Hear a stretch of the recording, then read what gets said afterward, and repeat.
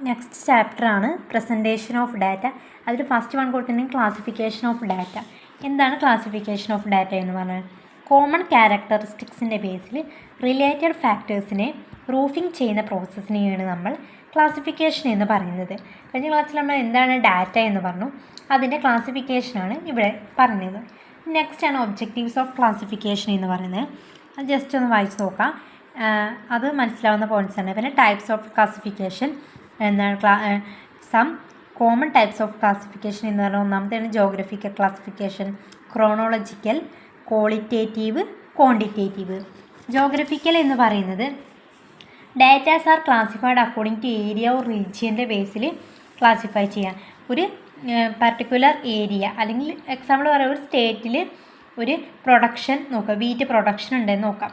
അപ്പോൾ ആ wheat production ആ ഏരിയയിൽ എത്ര ഉണ്ട് എന്ന് നോക്കുന്നതിനെയാണ്, കാൽക്കുലേറ്റ് ചെയ്യുന്നതിനെയാണ് ജോഗ്രഫിക്കൽ ക്ലാസിഫിക്കേഷൻ എന്ന് പറയുക. കാരണം ആ റീജിയന് അല്ലെങ്കിൽ ആ സ്റ്റേറ്റിൽ പ്രൊഡക്ഷൻ മാത്രമാണ് നമ്മൾ എന്താണ് നോക്കുന്നത്, ആ ഡാറ്റ മാത്രമാണ് നമ്മൾ കൺസിഡർ ചെയ്യുന്നത്. അതിനാണ് ജോഗ്രഫിക്കൽ ക്ലാസിഫിക്കേഷൻ എന്ന് പറയുന്നത്.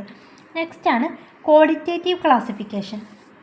ക്വാളിറ്റേറ്റീവ് എന്ന് പറഞ്ഞാൽ നമ്മൾ ചില എക്സാമ്പിൾ സെക്സ്, ലിറ്ററസി, റീജിയൻ, ക്വാളിറ്റിയുടെ ബേസിൽ ക്ലാസിഫൈ ചെയ്യുന്നതിനെയാണ് ഒരേ ലിറ്ററസി ഉള്ളവർ, റീജിയൻ അല്ലെങ്കിൽ ഒരേ സെക്സ്, അങ്ങനെയുള്ള ഓരോ ക്വാളിറ്റിയുടെ ബേസിൽ ക്ലാസിഫൈ ചെയ്യുന്നു. അല്ലെങ്കിൽ ഒരു ആട്രിബ്യൂട്ട് ഒരു ക്വാളിറ്റി ഉള്ള ഡാറ്റാസ് കളക്ട് ചെയ്യുക, അതിനെ ക്വാളിറ്റേറ്റീവ് ക്ലാസിഫിക്കേഷൻ എന്ന് പറയും.